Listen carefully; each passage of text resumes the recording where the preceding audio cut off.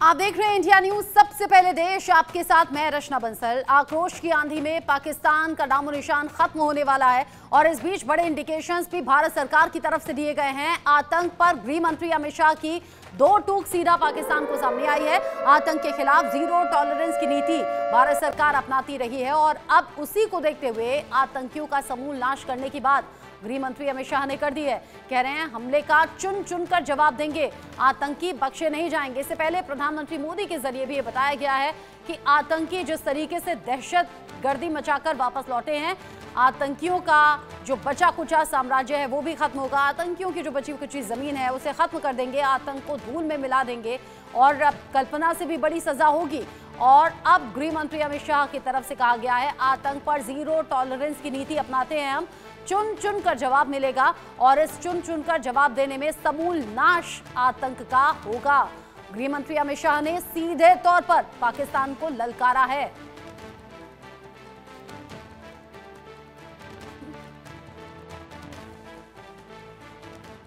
पूरे देश की जनता को यह बताना चाहता हूं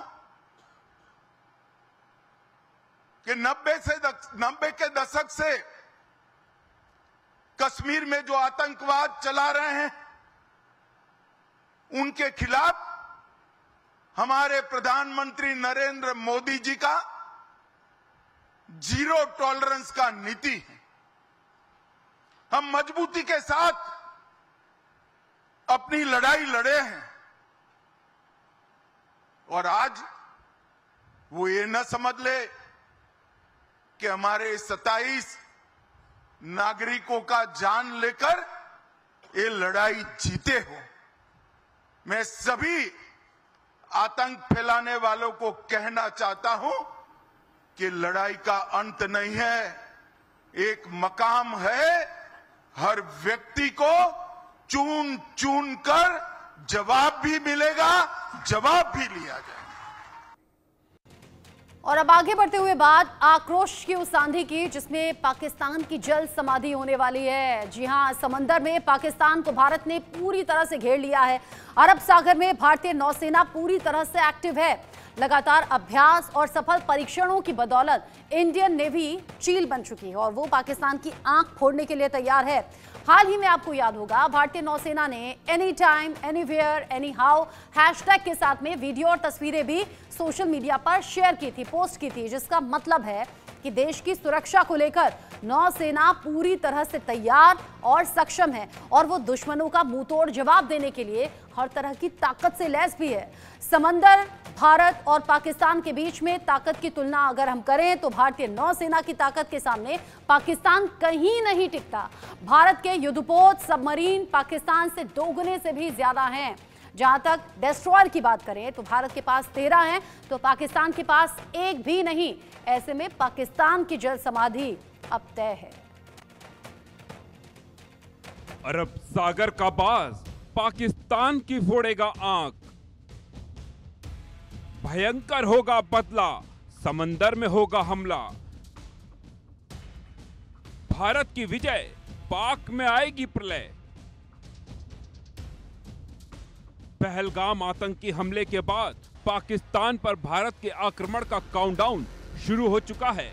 इंडियन आर्मी और वायुसेना के अलावा भारतीय नौसेना भी पाकिस्तान पर किसी भी तरह के हमले के लिए तैयार है।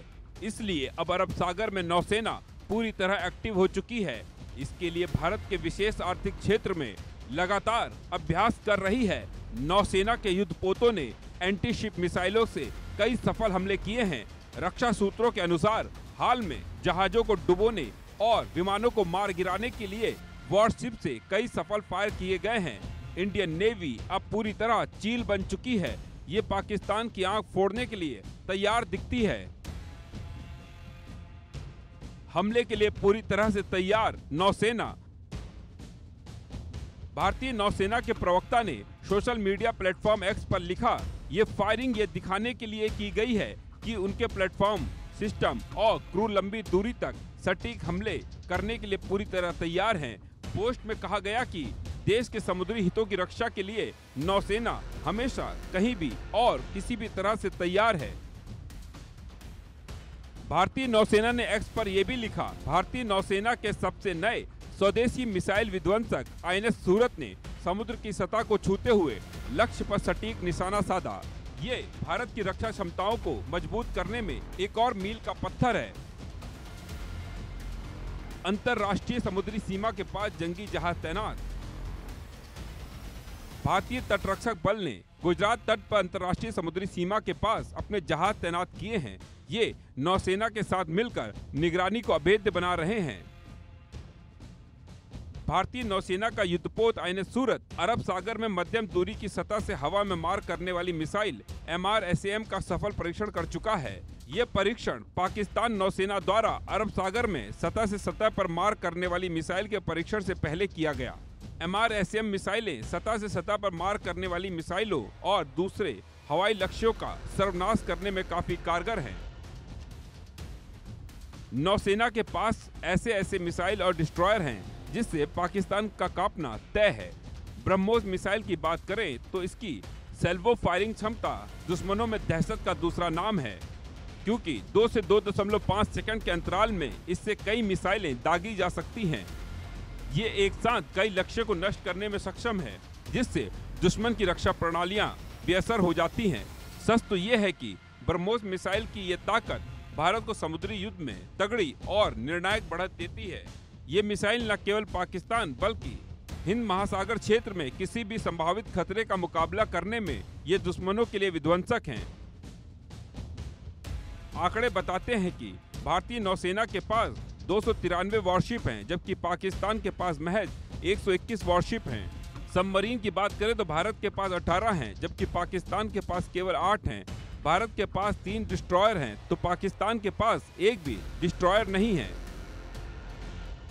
जिस तरह भारतीय नौसेना लगातार अभ्यास कर अरब सागर में अपनी ताकत दिखा रही है और अपनी मिसाइलों का परीक्षण कर रही है, इससे साफ है कि धरती और आकाश के साथ समंदर में भी पाकिस्तान की खैर नहीं। पहलगाम हमले के बाद देश में जिस तरह की आक्रोश की आंधी है, उससे पाकिस्तान की जल्द समाधि तय है। Bureau report, India news.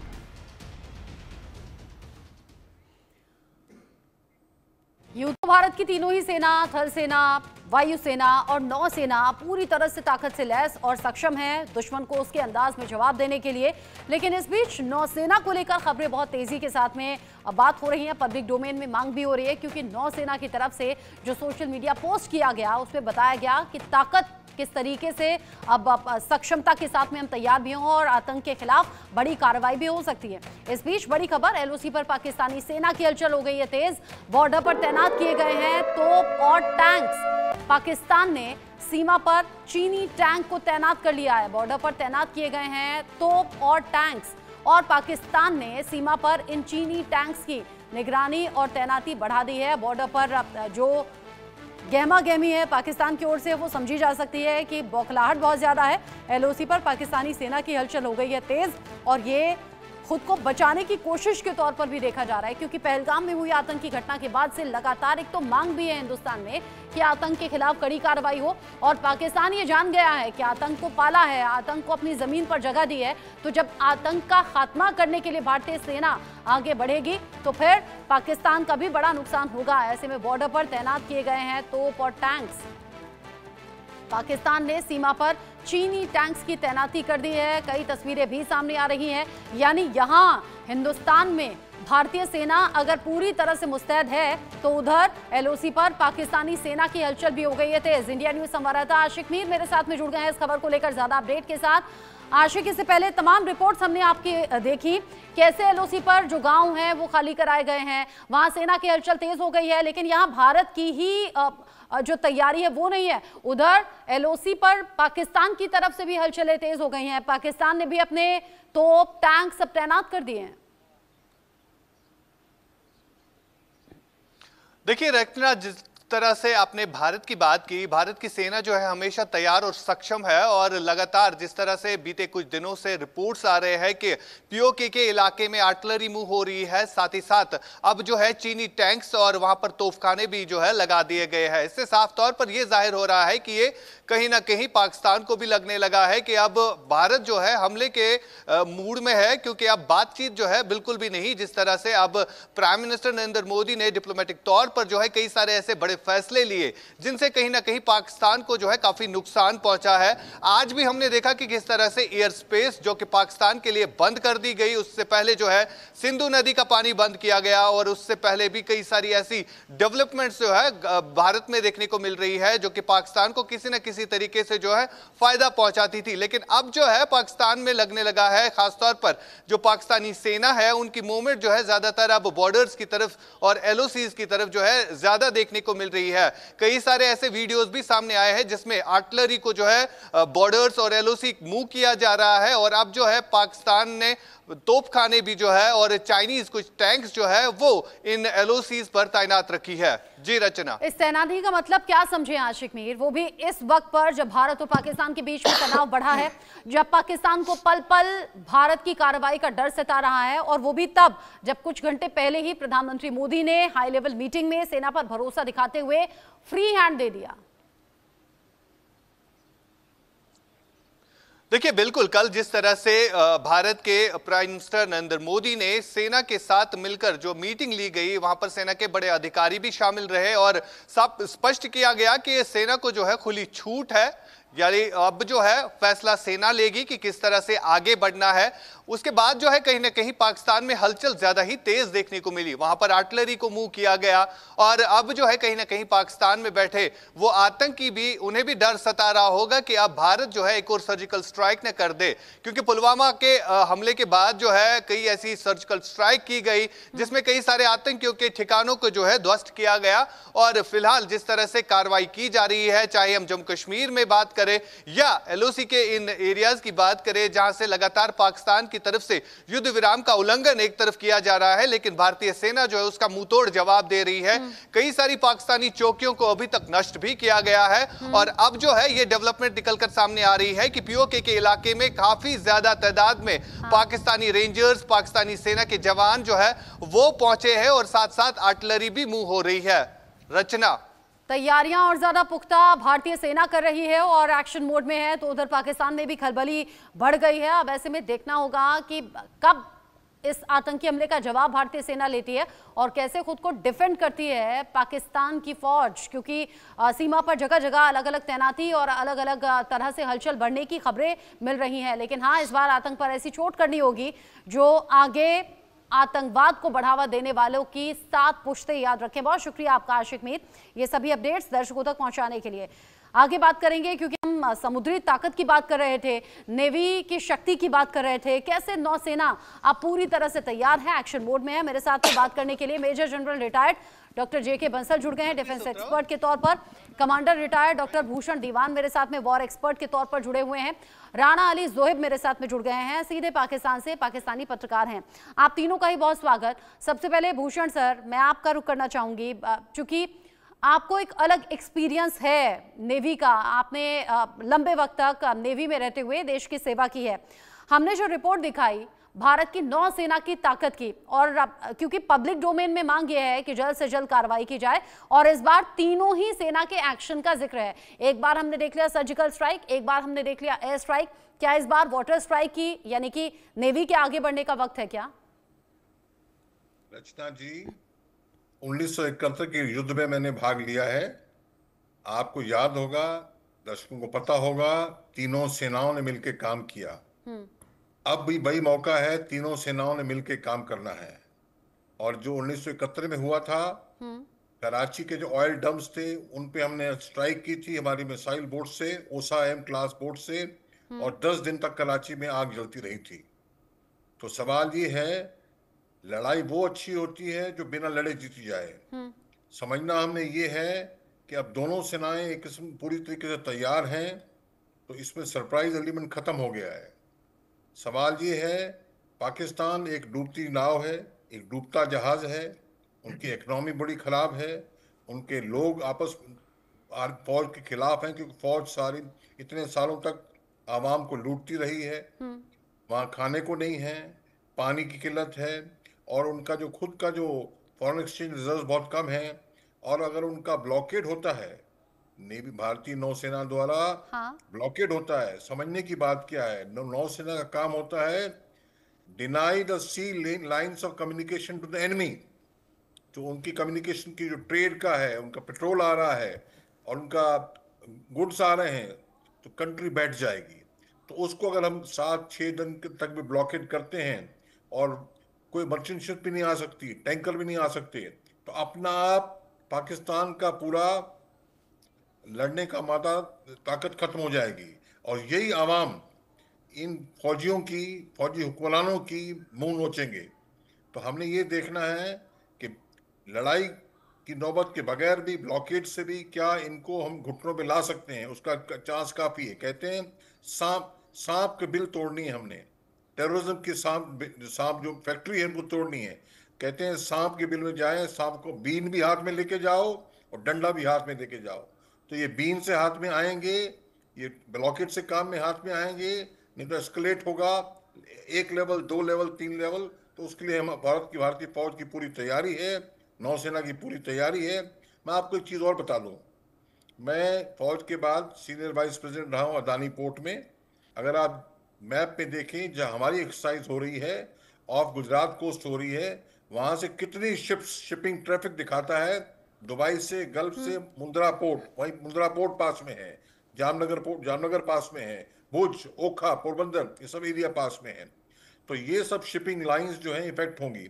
तो जो हमने भारतीय नेवी ने ग्रीन नोटिफिकेशन जारी की है, ग्रीन नोटिफिकेशन क्या है, ये एक पब्लिक को बताने के लिए कि सेफ एरिया में आप, ये आपके लिए एरिया सेफ नहीं है, मिलिट्री एक्सरसाइज हो रही है। तो ये हमने 30 अप्रैल से शुरू किया है नोटिफिकेशन, और 3 मई तक जारी रहेगी। ये सभी के लिए है। तो कितना इसमें डिस्टर्बेंस शिपिंग लेन्स को सभी को होगा। खैर वॉर में सब होता है, इस सेक्रीफाइस को इसलिए नहीं बता रहा हूं कि सेक्रीफाइस हमारे लिए बहुत कम है। तो पर सवाल ये है, तैयारी पूरी है, मुस्तैदी पूरी है, और एक inter services joint operation, army, navy, air force और पूरा यानी आप कह रहे हैं कि इस बार इतिहास दोहराने की जरूरत है, जल थल नभ सेना एक साथ आगे बढ़े और आतंक का खात्मा करें।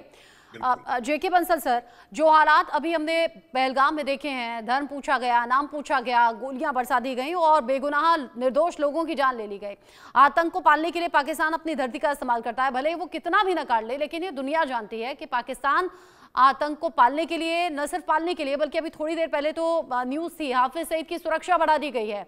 ये किसी से छिपा नहीं है कि न सिर्फ आप आतंक को पालते हो, फंडिंग करते हो, बल्कि सुरक्षा भी देते हो। अब तो तगड़ा सबक सिखाने का वक्त आना चाहिए ना, और इसीलिए हम कह रहे हैं पाकिस्तान की जल समाधि इस बार होने वाली है। रत्ना जी नमस्कार, ये बहुत ही अच्छा प्रश्न आपने किया है। देखिए, इनको सर्जिकल स्ट्राइक की, एयर स्ट्राइक की, उसके बाद में कुछ दिन शांत रहे, लेकिन फिर इन्होंने दोबारा फन उठाया, तो उस फन को कुचलना बहुत जरूरी है। और जैसे हमारी तैयारियां हैं, बड़े अच्छे से जो कमांडर भूषण साहब ने बताया कि ये क्या किस तरह से नेवी में जल समाधि या उनका ब्लॉकेट तो किया जाता है, इसी के तरह से जो हमारी जो नेवल अभी वहाँ पे फ्लीट काफी दिन से जो एयरक्राफ्ट कैरियर है विक्रांत, वो चला गया है। आईएनएस सूरत है, आईएनएस सूरत की बड़ी एयरक्राफ्ट कैरियर तो है, एक डेस्ट्रॉयर है जो आईएनएस सूरत, और इसके अंदर में बहुत बड़ी कैपेबिलिटी है, एआई से लैस है, 16 मिसाइल लेके जा सकता है। इसके थ्रू जो है ब्रह्मोस मिसाइल का टेस्ट किया हुआ है, और यहाँ पर हेलीकॉप्टर भी जो है वो एएलएच जा सकते हैं, और हेलीकॉप्टर्स को जो बिना किसी रेल के भी इधर से जो है टेक ऑफ कर सकता है। और इसके अंदर में एक और स्पेशल चीज है कि हमारी जो फीमेल जो नेवल ऑफिसर हैं या नेवल के जो और स्टाफ है, उनका भी इंतजाम है। तो ये बहुत बड़ा है कि ये नेवल की यही खूबियत होती है कि ये नेवी के अंदर जो इसके साथ में टॉर्पीडो भी हैं जो ये है, तो ये नेवी की जो समुद्र में तो अटैक करता ही है, लेकिन ये जो है जमीन के ऊपर में भी अटैक कर सकता है। अगर मान लिया ब्रह्मोस की बात करें तो 400 किलोमीटर उसकी रेंज है, और वहाँ पे जो है अरब सागर से किसी भी पोर्शन में जा सकती है ये जो मिसाइल। और सबसे बड़ी बात ये होती है कि जब कोई एयरक्राफ्ट होता है, एयरक्राफ्ट कैरियर है या जो जो डेस्ट्रॉयर है, जो जो भी युद्ध पोत है, उसको आप बहुत जल्दी उसकी जगह बदल सकते हैं, कहीं से भी जाके जहां से आपको सही लगता है तो वो किया जा सकता है। तो इस तरह से ये नेवी का तो प्रहार होना ही है। आर्मी हमारी तैयार है, एयरफोर्स तैयार है। हमारे जो है अब की बार तो हमारी सशक्त सेना बहुत इसलिए है कि जो पहले 2019 में हमारे पास में राफेल नहीं था, अभी राफेल आ गया है। 2019 में हमारे पास में S-400 जो एयर डिफेंस था, वो S-400 गोनी था, वो आ गया है। तो इससे हमारी शक्ति बहुत बढ़ गई है। और पाकिस्तान तो कहीं ठहरता ही नहीं है जो उनके पास पाकिस्तान नहीं ठहरता, लेकिन जुर्रत बार बार करता है बंसल सर, ये भी एक खासियत पाकिस्तान में है। मैं राणा अली जोहेब जी से समझ लेती हूँ, क्योंकि वो पाकिस्तान से पत्रकार के तौर पर हमारे साथ में जुड़े हुए हैं। अच्छा, जब शक्तियों का कंपैरिजन होता है, राणा अली जोहेब जी, आपके यहाँ भी कई टीवी शोज चलते होंगे, आप उसका हिस्सा होते होंगे, जब भारत और पाकिस्तान की तुलना होती है शक्तियों में, जल थल नभ तीनों ही तरीके से, तो पाकिस्तान कहीं स्टैंड नहीं करता। बावजूद इसके पाकिस्तान बार बार हिमाकत करता क्यों है? थोड़ी देर पहले खबर आई थी हाफिज सईद की सुरक्षा बढ़ा दी है, आतंक को पालने के लिए आपकी जमीन का इस्तेमाल होता है, आपके रक्षा मंत्री कहते हैं 30 साल से हम ये गंदा काम कर रहे हैं। इतनी फजीयत क्यों? और इन दिनों सोशल मीडिया पर एक वीडियो वायरल है जहां पाकिस्तान के फौजी बड़े फूट फूट कर रो रहे हैं। लोग उसका मीनिंग ये निकाल रहे हैं कि डर गए हैं वो युद्ध से, या पाकिस्तान के इस बदले वाली कार्रवाई से, और पहले ही वो सेना छोड़ छोड़ कर जा रहे हैं। इस पर मैं आपका रिएक्शन हुआ। एक बड़ी खबर आ गई है, पहलगाम आतंकी हमले से जुड़ा ये बड़ा अपडेट है। आतंकी हमले की जांच में चौंकाने वाला खुलासा सामने आया है। पहलगाम हमले में शामिल आतंकियों पर हुआ है बहुत बड़ा खुलासा। इन आतंकियों ने 2024 में भी 6 लोगों की हत्या की थी। 2024 में 6 मजदूरों समेत एक डॉक्टर की हत्या की गई थी। सोनमर्ग टनल हमले में 6 मजदूरों की हत्या की गई थी। 2024 में आतंकी जुनैद अहमद भट्ट की शिनाख्त हुई थी। और अभी जो जानकारी मिल रही है पहलगाम हमले से जुड़ा, ये बहुत बड़ा अपडेट है। एनआईए चूंकि इस पूरे मामले की जांच में लगी है, पुलिस, सुरक्षा बल के जवान और जांच एजेंसियां एक एक इसमें क्लू निकालने की कोशिश कर रही हैं, बारीकी से जांच हो रही है। और इन आतंकियों ने, जिन्होंने पहलगाम में दहशत मचाई, 2024 में भी 6 लोगों को मारा था, 6 मजदूरों समेत एक डॉक्टर की हत्या की थी। क्योंकि ये खबर बहुत बड़ी है, तो पहले मैं इंडिया न्यूज संवाददाता आशिक मीर का रुख कर लेती हूँ। आशिक मीर, ये तो बहुत बड़ा अपडेट है। 2024 में भी दहशतगर्दी मचा चुके हैं ये आतंकी। जुनैद अहमद भट्ट की शिनाख्त हुई है।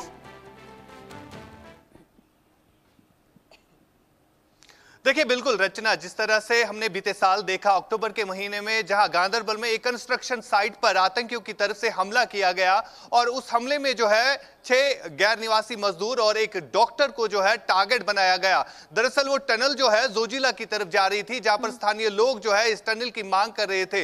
यही आतंकी वो आतंकी है जो पहलगाम के बैसरन पहुंचे और इस इलाके की पहले रैकरी की गई और उसके बाद जो है इस आतंकी घटना को वहां पर अंजाम दिया गया। फिलहाल जिस तरह से एनआईए इस पर जांच कर रही है, तो एनआईए को कई सारे ऐसे पुख्ता सबूत मिले हैं जिसमें यह स्पष्ट हो गया है कि कौन कौन सा आतंकी जो है इस घटना में शामिल रहा है। लगातार बीते हम कई हफ्तों से देख रहे हैं कि खास तौर पर अगर हम एक हफ्ते की बात करें, एक हफ्ते के अंदर जो है एनआईए के पास ऐसे सबूत मिले हैं, जो वीडियोस वायरल हो रहे हैं, चाहे सोशल मीडिया पर, चाहे वहां पर जो स्थानीय फोटोग्राफर था जो कि सैलानियों की तस्वीरें ले रहा था, उसने भी अपने प्रोफेशनल कैमरे के जरिए जो है इस सारी वारदात को जो है रिकॉर्ड किया। और अभी एनआईए ने जो है उससे पूछताछ की और एनआईए को कई सारे ऐसे नाम सामने आए हैं जिसमें हाशिम मूसा नामी आतंकी जो है वो सबसे पहले शामिल हुआ है। और हाशिम मूसा वही आतंकी है जो पहले गांदरबल की कंस्ट्रक्शन साइट पर हमला करने वाला आतंकी है। और यह भी खबर आ रही है कि हाशिम मूसा जो है पहले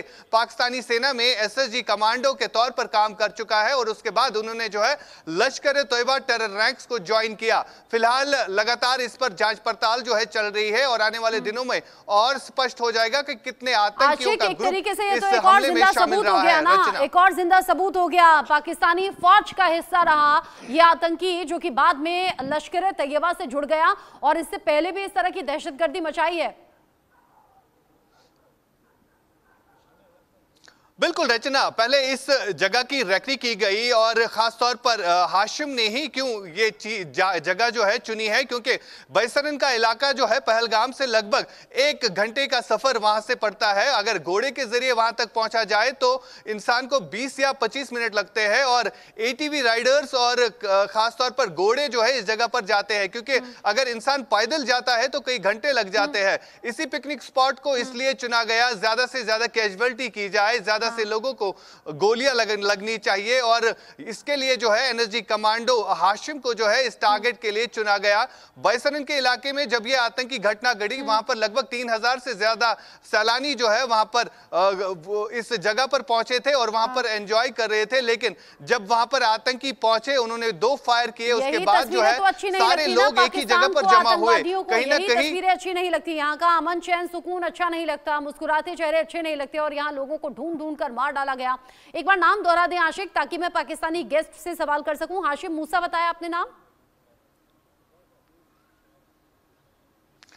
बिल्कुल रचना, हाशिम मूसा नामी ये आतंकी है जो पहले एसएसजी कमांडो रहा है पाकिस्तानी सेना में, और उसके बाद जो है उन्होंने लश्कर तैयबा के साथ जो है अपना रिश्ता जोड़ा, और खासतौर पर जम्मू कश्मीर में आतंकी संगठन को मजबूत करने के लिए इन्होंने कई सारी आतंकी वारदातों को अंजाम दिया। आतंकी की तो फिर एक के बाद एक कड़ियां जुड़ेंगी, और ये जो जितने गुनहगार थे पहलगाम आतंकी हमले के, उन सभी को ढूंढा जाएगा। आज गृह मंत्री ने भी दोहरा दिया है कि एक को चुन चुन कर हिसाब चुकता किया जाएगा। बहुत शुक्रिया आपका आशिक मीर, बहुत बड़ा अपडेट और बहुत बड़ा खुलासा पहलगाम आतंकी घटना को लेकर आपने किया है, और एनआईए की जांच में ये सामने आया है।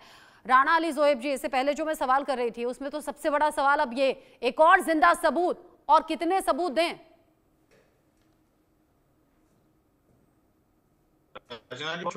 एक सवाल छोड़ के चाहे आप 10 सवाल मेरे से कीजिए, लेकिन गुजारिश आपसे ये है कि जितने सवाल करें उन तमाम सवालों के जवाब मेरे से ले लीजिएगा, क्योंकि अक्सर आप जवाब नहीं लेते हैं, दरमियान में भाग जाते हैं। नहीं, मैं चाहती हूँ आपसे जवाब लेना, लेकिन जब आप इधर उधर की बात करते हैं तो रोकना पड़ता है। प्लीज आप जवाब दीजिए।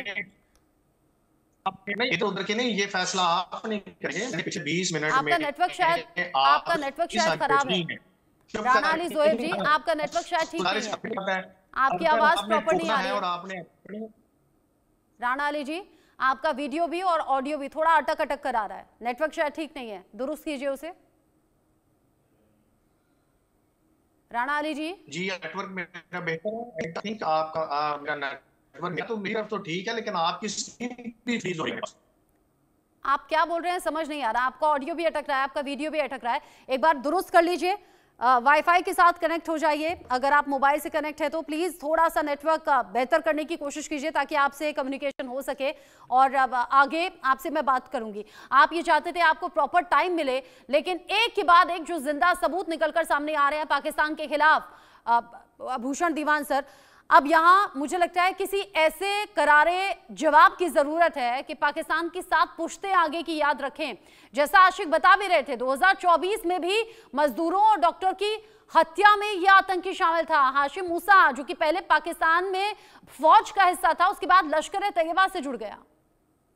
रचना जी, ये पाकिस्तान जो हमारे इंडिया से क्या फाइट करेगा, इनके पास ये टेररिस्ट नहीं है फाइट करने के लिए। और वो कैसे टेररिस्ट? रिलीजियस टेररिस्ट, जो आप कलमा पढ़ सकते हैं, नहीं पढ़ सकते तो गोली मार दो। इनका यही काम है, यही इनकी जात है। जात की बात मैं आपको बताऊं, आप कौन सा वॉर, कौन सी लड़ाई 1947-48 की, 1965 की फील्ड मार्शल अयूब खान ने सडनली कच्छ से ट्रैक डाले इंडिया के अंदर, लाल बहादुर शास्त्री प्राइम मिनिस्टर थे। 1971 की लड़ाई जिसमें 2 भागों में बट गया पाकिस्तान, और कारगिल की कोई भी लड़ाई नहीं जीत सकते, न जीत पाए हैं। और आपने पूछा फिर भी क्यों करते हैं, क्यों करते हैं, मैं इसको बताता हूं आपको क्यों करते हैं। देखिए 1971 की लड़ाई जो हुई और बांग्लादेश क्यों बना, इंडिया पाकिस्तान के अंदर जो पाकिस्तानी आर्मी है पंजाबी डोमिनेटेड है। ये समझते हैं अरे बंगाली ये प्राइम मिनिस्टर बनेगा, उड़ा दो बांग्लादेश को, टूट गया बांग्लादेश। बलूची जो आदमी नहीं है, जानवर है। सिंधियों का पानी क्यों दे इनको। और पीओजे के इस पंजाबी सबको चूसना चाहता है। आज की दुनिया में, इंटरनेट की दुनिया में आप इस टाइप से चूस नहीं सकते किसी को, तो बगावत बहुत ज्यादा है। तो अभी तो उस बांग्लादेश टूटा, अभी 4-5 टुकड़ों में टूटने के लिए क्या तैयार खड़ा है पाकिस्तान। अभी आपके और ये मेरी बात कुछ इत्तेफाक रखते होंगे, अभी ऑफलाइन चलेगा ये, क्या पंजाबी डोमिनेटेड सोसाइटी नहीं है? पंजाबी डोमिनेट होने दीजिए, सभी को लूटना खसोटने वाला काम कर रहे हैं। ये फेल्ड स्टेट यही होती है, चीन से पैसे लेके, अपनी ज्योग्राफी को यूज करके, कभी पाकिस्तान अमेरिका से लेके, तो ये रहते आए हैं। ये कब तक चलेगा? अच्छा, इनके ऊपर तालिबान का प्रेशर भी है अफगानिस्तान से, तो ये इतने प्रेशर इनके ऊपर है, ये चल नहीं सकते हैं ये। और हमने इनको ऐसा मारना है कि ऐसा खत्म करना है कि दोबारा ये उठ ना सके, यही तरीका है।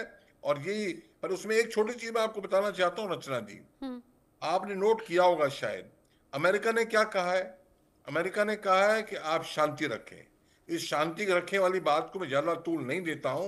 ये तो इजराइल को भी कहा है अमेरिका ने शांति रखो, और पूरा माल तसला दिया हमास को खत्म करने के लिए। तो पर यहाँ पे क्या हो रहा है, वो क्या अमेरिका चाहता है कि गर्मा गर्मी ना बढ़े, नहीं तो इंडिया ने पाकिस्तान को अगर दबाया तो पाकिस्तान जो है चीन के साथ और मिल जाएगा, और चीन के साथ और मिलेगा तो अमेरिका का इंटरेस्ट खत्म होगा। अमेरिका ने $108 मिलियन लोन दिया है कुछ दिनों पहले ही पाकिस्तान को, तो वो ये चाहते हैं।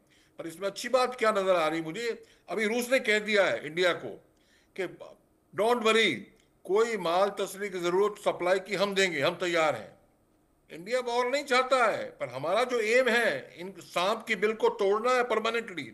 इस तोड़ने के लिए हमें कोई कह दे कि आप चुप हो जाओ, शांति कर जाओ, तो ये तो 140 करोड़ आबादी का देश, इस ग्लोब धरती पे हर 5वां आदमी भारतीय है। ऐसी बातें सुन के हम चुप बैठ जाएं तो हम क्या वजूद है हमारा भाई। तो ये हमको करना पड़ेगा। बड़ी खुशी की बात है, 71 में भी क्या हुआ था आपको जो पता होगा, अमेरिका ने कहा था, निक्सन ने इंदिरा गांधी को कहा था, अगर आपने बांग्लादेश में इंटरवीन किया तो वहां बहुत बुरी तकलीफ होगी आपको। और जनाब USS Enterprise nuclear aircraft carrier Bay of Bengal में खड़ा कर दिया था अमेरिका ने। और रूस ने क्या कहा था, हमारे साथ नो एग्रेशन पैक्ट आपने किया है, रूस ने बेड़ा वहां से निकाल दिया था इंडिया बे ऑफ बंगाल की तरफ, तब अमेरिका पीछे हटा था। तो ठीक है, इनको अपनी चीज देखनी है, हमें अपनी चीज देखनी है। अच्छा, कल जिस तरह के पाकिस्तान से रिएक्शन सामने आ रहे हैं, क्योंकि आतंकी आए, धर्म पूछा जेके बंसल सर, और धर्म पूछकर गोली मार दी, यहाँ निर्दोष लोगों की जान ले ली। कल मैं देख रही थी पाकिस्तान से एक बड़ा अजीब बयान सामने आया, मतलब धर्म के नाम पर क्या उनकी सोच है, क्या मानसिकता है, या कैसे लोगों को बांटने की कोशिश करते हैं। वहां पर सीनेटर पलवाशा मोहम्मद जई खान हैं, जिन्होंने विवादित बयान दिया और कह रही हैं कि भारतीय सेना में जो सिख है ना, वो पाकिस्तान की धरती पर कभी हमला नहीं करेंगे, क्योंकि ये गुरु नानक की धरती है और इसके धार्मिक महत्व को वो समझते हैं। वो दावे के साथ ये कह रही थी। मतलब इस पर हंसा जाए, अफसोस किया जाए, या पाकिस्तान को देखा जाए कि कितना बड़ा जाहिल आज भी पाकिस्तान है। मैं भी देख रहा था उसको, जो बोल रही थी वो बेतुकी की बातें कर रही थी, उससे कोई मतलब नहीं होता। और एक पार्लियामेंटेरियन खड़ा होकर ऐसे बात की, उन्होंने तो ये भी कहा था कि जो पहली ईंट है वो बाबरी मस्जिद की वहां पर रखेंगे और उसमें जो है मुनीर जाके अजान पड़ेगा। तो ये बातें सब बेतुकी हैं, बौखलाए हुए हैं, पैनिक में हैं।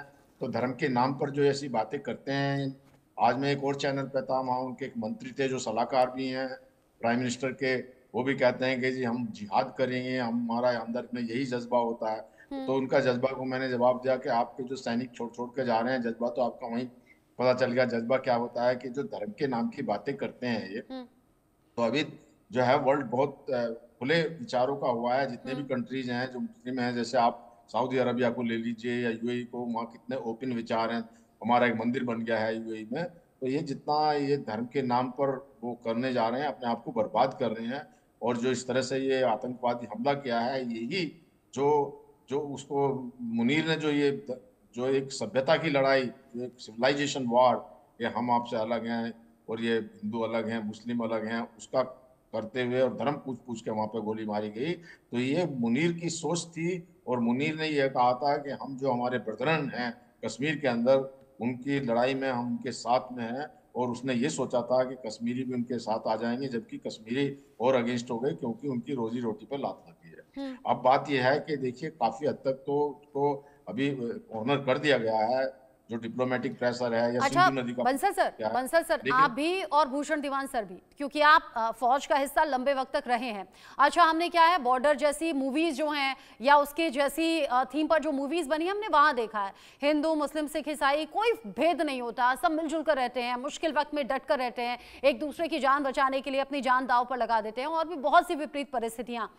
आज जो दर्शक हमारे साथ जुड़े हुए हैं और जो पाकिस्तान वो नीच हरकत करता है कि धर्म पूछता है या गोली मार देता है, या फिर ये जो सिखों पर दिया गया बयान है, मैं आप दोनों के जरिए जानना चाहूंगी और हमारे व्यूअर्स जानना चाहेंगे, सेना में धर्म जैसी कोई चीज होती है क्या?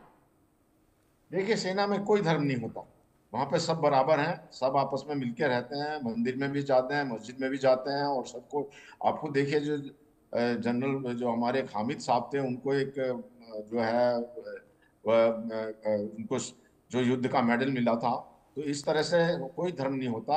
और धर्म का जवाब तो जो है हमारी जनता ने दे दिया यहाँ पर, जो सबने जो है ओवैसी ने भी कहा कि काली पट्टी बांध के जाओ सब मस्जिद में, और सबने जो बयान दिए हैं वो पाकिस्तान के अगेंस्ट में दिए हैं। तो ये उनकी भूल है, ये सोच है, और ना ही धर्म के नाम पे कुछ होता है। सऊदी अरबिया में हमारे साथ में है, यूएई हमारे साथ में है, बाकी जितने भी कंट्री हैं उन्होंने जो वो भारत के साथ खड़े हुए हैं। अभी पाकिस्तान को ये जो इमोशनल ब्लैकमेल करते हैं धर्म के नाम पे, वो नहीं चलेगा। बस मैं ये इतना कहना चाह रहा था कि आज लेफ्टिनेंट विनय नरवाल की पत्नी को मैं सुन रही थी, भूषण दीवान सर, वो ये कह रही थी कि हम लोगों को बहुत दुख है, मैं चाहती हूँ आप लोग दुआ करें अपने पति के लिए। वो कह रही थी कि उनकी आत्मा को शांति मिले। वो कह रही थी हमें इंसाफ चाहिए, इस मामले में कार्रवाई होनी चाहिए। वो आखिर में ये भी बोली, क्योंकि ये तस्वीरें सब तक पहुंच रही हैं दीवान सर, और उन्होंने कहा कि इस घटना के बाद जो आप मुस्लिमों या कश्मीरियों को निशाना बना रहे हैं, प्लीज स्टॉप दिस। वो कह रही है प्लीज ये सब चीजें रोक दीजिए, ऐसा मत कीजिए। मतलब आप सोचिए, जिसे इतना बड़ा लॉस हो गया शादी के 4 दिन बाद, वो आज ये कह रही हैं कि मुस्लिमों को या कश्मीरियों को निशाना मत बनाइए। और वो नीच पाकिस्तान जो आज भी सिर्फ धर्म में अटक कर रह गया। यही भारतीय सभ्यता है रचना जी, यही सनातन धर्म है। सर्वित सुखाए, सबका भला हो, इनका ये आइडिया नहीं है। और ये आइडिया जान के इन्होंने पकड़ लिया। ये पॉइंट, क्या पॉइंट पकड़ा है कि रियासत मदीना और रियासत पाकिस्तान। पाकिस्तान क्या है? पाक, हिंदू नापाक है। देखिए मैं आपको बता रहा हूँ, ये लड़ाई भारत पाकिस्तान की नहीं है, ये दुनिया की है। क्यों मैं कह रहा हूँ दुनिया की? यूरोप में UK, Sweden, Finland, Denmark, Belgium, Switzerland, हर जगह मुस्लिम आतंक, टेररिज्म, मुस्लिम आतंक फैल रहा है बुरी तरह। वो त्रस्त हैं, वो इनको सेट करने के लिए पूरा काम कर रहे हैं।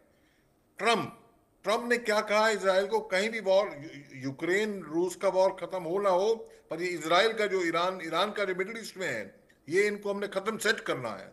वो भी सेट कर रहे हैं वहां पे। और यहाँ हमारे ऊपर साउथ एशिया में ये भारत के कंधों पे ये जिम्मेवारी आई है कि इस्लामिक टेररिज्म, मुस्लिम आतंकवाद खत्म होना चाहिए। जो मुस्लिम धर्म क्या है? धर्म ऑफ पीस। पर जो आतंकी काम करते हैं खत्म होना है। उस करेंसी को दुनिया में से ये सिक्का खत्म होना चाहिए। मैं एक बात और बताना चाहता हूं आपसे, आज पाकिस्तान की आबादी 24-25 करोड़ है। आप देखिए, ये प्यू रिसर्च, प्यू रिसर्च, वो पॉपुलेशन में रिसर्च करते हैं। आज दुनिया में 200 करोड़ क्रिश्चियन हैं और 250 करोड़ मुसलमान हैं, और हिंदू तो 100 करोड़ हैं। तो अभी आप देखिए, ये उनकी आबादी, फर्टिलिटी इतनी हाई है कि आप देखना 25 साल में 2050 तक ये पाकिस्तान की आबादी 48 करोड़ हो जाएगी, डबल हो जाएगी, तो 40 तक हो जाएगी, तो 40-45। तो कहने का मतलब ये है कि अगर आज ये उन्मादी क्यों बनते हैं? जब खाने को नहीं है, पहनने को नहीं है, तो उन्माद का सहारा लेते हैं। तो ये और ये मामला बहुत ज्यादा बढ़ जाएगा। तो ये मौका हमको असली मुनि ने दिया है, इस मौके को हमने बुलाना है और सांप के बिल को तोड़ना है 5 भागों में। यही काम हो सकता है, यही काम जो है दुनिया के लिए भला है और भारत के लिए तो भला है ही। तो ये चीज है, इसको हमने पार पहुंचाना है, इसको हमने चरितार्थ करना है और होके रहेगा। समंदर की ताकत और नौसेना की खासियत, ये हम लगातार बात कर रहे हैं, और पाकिस्तान के लिए ये मुश्किल वक्त कैसे है और भारत ने कैसे मोर्चा खोल लिया है, और क्यों हम बार बार कह रहे हैं कि पाकिस्तान की जल समाधि होगी। ये नौसेना की ताकत की कुछ तस्वीरें और तैयारियां, और जो हाल ही में सोशल मीडिया पोस्ट है उसके जरिए हमने देख लिया। आप दोनों का ही बहुत शुक्रिया, जेके बंसल सर और भूषण दीवान सर, इस डिस्कशन में साथ में रहने के लिए। जो अपडेट्स अभी तक के हैं वो रह कर इशारा कर रहे हैं कि इस पहलगाम में हुए आतंकी हमले के बाद एक्शन में तो भारतीय सेना है, सरकार ने खुली छूट दे दी है, फ्री हैंड दे दिया है, लेकिन इन सब के साथ ही यहां पहलगाम हमले के जो कनेक्शन है वो पाकिस्तान से जुड़ते हुए भी नजर आ रहे हैं। इस बीच समंदर में क्यों और कैसे पाकिस्तान की तबाही और जल समाधि तय है, आईएनएस विक्रांत से देखिए इंडिया न्यूज की खास रिपोर्ट। कमोडोर विद्याधर हरके जी, बहुत बहुत शुक्रिया इंडिया न्यूज से बात करने के लिए, अपना समय निकालने के लिए। और आपके पास में कमान है इस एयरक्राफ्ट कैरियर को, बहुत ही बखूबी आपने सी ट्रायल से गुजारा। इसकी खास बात मैं चाहता हूँ कि आप हमारे दर्शकों को बता सकें कि इस पे क्या कुछ होगा। लेकिन उससे पहले एक चीज़ जो मैं आपसे बात कर रहा था वो ये कि एक खास बात मैंने देखी कि सारे इंडियन नेवी के एयरक्राफ्ट कैरियर्स के नाम वी से ही होते हैं, विक्रांत, विराट, विक्रमादित्य, और इसका भी नाम विक्रांत ही पड़ेगा। ये इसके बारे में अगर आप बता सकें और फिर हम बाकी स्ट्रक्चर्स पे जाएंगे। जैसे आपने कहा कि हर एक शिप का वी, कैरियर का वी से ही नाम क्यों शुरू होता है, तो अगर मैं आपको हिस्ट्री में ले जाऊं तो विक्रांत जब आया था, and incidentally we have sailed and the 50th year of the 71 war, जबकि विक्रांत ने अपने जो प्रोवेस है और जो कैपेबिलिटी है उसका बखूबी उदाहरण दिया कि पूरा ईस्ट पाकिस्तान जो अभी बांग्लादेश है उसका ब्लॉकेड किया, and it accelerated the process of culminating the war. So navy में कहते हैं कि जो जहाज़ है वो पेड ऑफ होगा, डीकमीशन होगा, पर उसका जो सोल है, आत्मा है, वो कंटिन्यू करेगा। सो उसी सोल को जो ferocious and which has proved itself in none other than the 1971 war, we are getting the soul and putting in this ship. Because why? Because जहाज एक बस लोहे की चीज़ नहीं है, उसमें जो हमारे सारे नौसैनिक हैं, सारे ऑफिसर्स हैं, उससे बन के ये जहाज़ बनता है। तो एक जो सोल इनहेरिट किया है इस जहाज़ ने, वो है विक्रांत का, and that's why this is Vikrant. So all the ships will carry forward the name of what they have inherited. Okay.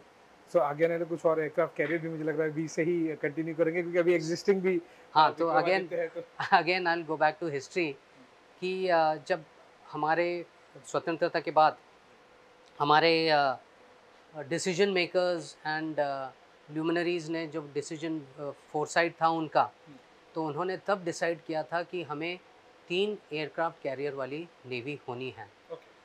So I think so we are closing that dream sooner than later, that's what I think. तो let's see how things pan out, and they had a vision that the navy should have carriers and the carrier centric navy, and we are living that dream today. Okay sir, अगर आप हमें दर्शकों को बता सकें, क्योंकि aircraft carrier का जो मेन पर्पस होता है, और हम देख रहे हैं कि ये तैरता हुआ रनवे है 40,000 टन का, और हाँ, अगर आप हमें दर्शकों को बता सके कि क्या कुछ उस पर होगा, क्या प्लान में है, उसकी क्या खास बात होगी।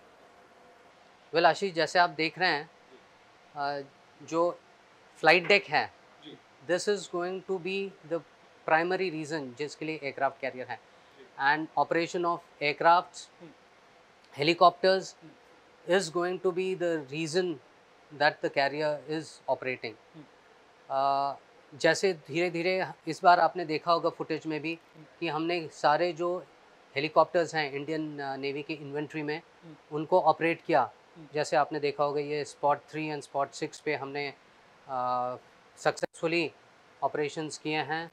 सो ये एयरक्राफ्ट कैरियर पे हम सारे तरीके के, सारे विभिन्न प्रकार के जो हेलीकॉप्टर्स होंगे हमारे नेवी में, हम ऑपरेट कर पाएंगे।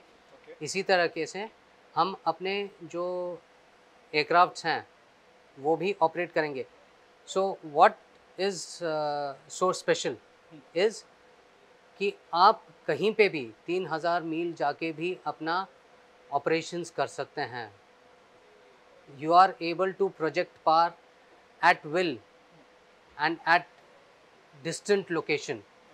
Why? Because this carrier along with the battle group can travel good about 500 kilometers in day, and इतनी तेज़ी से flexibility देता है deployment की कि आप पूरा complexion of warfare change कर सकते हैं, और आपका जो concept है वो shape कर सकते हैं, जो हम कहते हैं shaping the battlefield. So ये खास बात होती है एयरक्राफ्ट कैरियर की, that it's a potential of undertaking various operations in various situations also. So that's what is the potential, combat potential of an aircraft carrier. So जैसे आप देख रहे हैं यहाँ पे हम फ्लाइको में हैं, यहाँ से हम सारे एयरक्राफ्ट हेलीकॉप्टर्स कंट्रोल करते हैं। इसीलिए आप देख सकते हैं कि पूरे the runway can be seen, as for a layman term it is called runway, flight deck जैसे हम नेवी में कहेंगे। so flight deck can be seen completely from here for controlling the aircraft. Sir यहाँ पर क्योंकि runway अब हम दर्शकों को दिखा रहे हैं, और बहुत ही सिलेक्ट क्लब ऑफ कंट्रीज ही हैं पूरे विश्व में जो कि इस तरह के एयरक्राफ्ट कैरियर बना पाते हैं। हमारे पास ऑपरेशन करने के एक्सपीरियंस हैं, लेकिन यहाँ पर हम कौन-कौन से एयरक्राफ्ट कुछ से साल डेढ़ साल में हम उड़ते हुए देख पाएंगे? क्या वो अभी वाले जो इन्वेंट्री हैं वो होंगी, या फिर हम कुछ और प्रोजेक्ट पे काम कर रहे हैं, जैसे कि एलसीए का टेडबीएफ भी हम एडीए वर्क कर रहा है, तो क्या प्लान में क्या है जो इस रनवे पर उड़ते हुए दिखाई देगा? द खास बात इस जहाज की यही होगी that flexibility of inventory of aircraft will also be there. That means we can adapt to new kind of aircraft also as and when they are inducted. So that kind of flexibility is there in the design कि हम विभिन्न प्रकार के हवाई जहाज flight deck से operate कर पाएंगे. तो ऐसे इतना दिक्कत नहीं होगा कि हम दूसरे एयरक्राफ्ट भी ऑपरेट करें. ओके. अभी लगभग कितने नंबर्स, अगर आप हमारे दर्शकों को बता सके कि कहाँ पर एयरक्राफ्ट होंगे और कितने नंबर से, एक रफ नंबर हम एम कर रहे हैं? आशीष, ऐसा है कि डिपेंडिंग ऑन द मिशन, अगर हम प्योरली किस मिशन पे जा रहे हैं, उस मिशन के अंतर्गत हमें या तो ज़्यादा हेलीकॉप्टर लगेंगे, ज़्यादा एयरक्राफ्ट्स लगेंगे. वो modification we can do. That is again the flexibility of the design, that we can do various combinations of aircraft and helicopters. So, and we can operate them as the mission requires. So that kind of flexibility is there in this design. So I think so we can have various combinations for various roads. Okay. दूसरी बात sir, क्योंकि हम एक चीज़ हम देख रहे हैं कि ये मेड इन इंडिया भारत का बना हुआ एयरक्राफ्ट कैरियर होगा, और यहीं पर हम नेवी के लिए एलसीए को भी डेवलप किया जा रहा है. तो डू यू सी कि विक्रांत एक उस डेवलपमेंट में भी, और चाहे वो टेडबीएफ हो या फिर अभी एलसीए के लिए हो, वो उसमें भी एक रोल प्ले करेगा? LCA has done successful landing on Vikramaditya. So I think so there is a potential. So we'll have to see how things pan out. But as I said, this carrier has got potential to operate multiple aircrafts. So range में ही आ जाएगा. Absolutely. लेकिन विक्रांत के आ जाने से Indian navy और देश के लिए ये कितना बड़ा कदम आप समझते हैं? क्योंकि हम मैरीटाइम कंट्री है, ब्लू इकोनॉमी की बात करते हैं. अभी प्रधानमंत्री मोदी ने यूएनएससी में मैरीटाइम वाला सब्जेक्ट चूज किया था, तो ये दर्शाता है कि हमने पूरे विश्व को संदेश दिया. हम कोई भी और सब्जेक्ट चूज कर सकते थे, लेकिन मैरीटाइम पर किया. तो क्योंकि अगर भारत एक मैरीटाइम कंट्री है, इंडियन नेवी का रोल बढ़ जाता है, और जब विक्रांत आएगा अगले साल, तो फिर पूरे देश के लिए एक बड़ी बात. कितना बड़ा कदम है विक्रांत देश के लिए, नेवी के लिए? वेल आशीष, आपने बहुत बड़ा सवाल पूछा है. इसके कई पहलू हैं इस जवाब के. एक तो है ये क्या खासियत है, इसके क्या मायने रखता है ये जहाज. सो आपको पता ही होगा ये इंडिजिनियस है. So majority of the equipment, majority of the parts of in this ship are indigenous. So जो फिलॉसफी होगी इसकी ऑपरेशन, इसकी मेंटेनेंस के जो होगा वो हम खुद करेंगे, which is something very good and unique. अगर आप देखें पिछले जो 3 एयरक्राफ्ट कैरियर थे, या तो हमने ख़रीदे थे या तो हमारे इनपुट्स लिए गए थे बनाने के लिए, जैसे विक्रमादित्य के लिए. बट ये कील अप से हमारा डिज़ाइन है. सो एक तो ये पहलू है विच सेट्स इट अपार्ट. उसके अलावा इस जहाज में कई टेक्नोलॉजीज़ यूज़ की हैं, जो पहली बार ऐसे टेक्नोलॉजीज़ हम जहाज़ों में इस्तेमाल कर रहे हैं, जिसका integration, automation is a step leap forward in technology. So that is also very unique about this ship, which we have embraced new technology. So that is again an important thing. Now coming to the thought of the blue economy and other things, yes, if we say हमारा 90% in volume and about 70% in value of our trade is dependent on sea. Now अगर हम ये कहें कि हमारा 90% trade अगर सी से आता है, तो आप समझ ही सकते हैं कि sea lanes of communication, keeping our sea lanes of communication open is such a important and essential thing for us.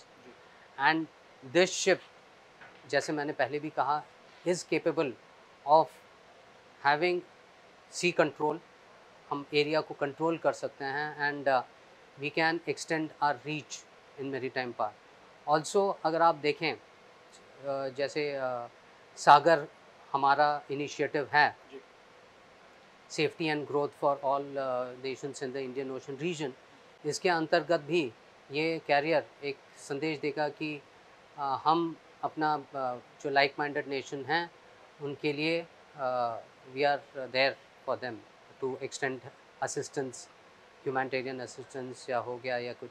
So particular this vessel may not go for that, but the vessel which I commanded previously can do that. एक अंतिम प्रश्न CO जी की, जिस तरह से हमने देखा है कि एक एयरक्राफ्ट एक अकेले नहीं चलता, वो अपने साथ में पूरा लाव लश्कर लेके चलता है, तो वो उसके बारे में अगर आप हमारे दर्शकों को बता सकें कि उस ग्रुप को क्या कहा जाता है, उसमें क्या क्या होता है, क्यों होता है।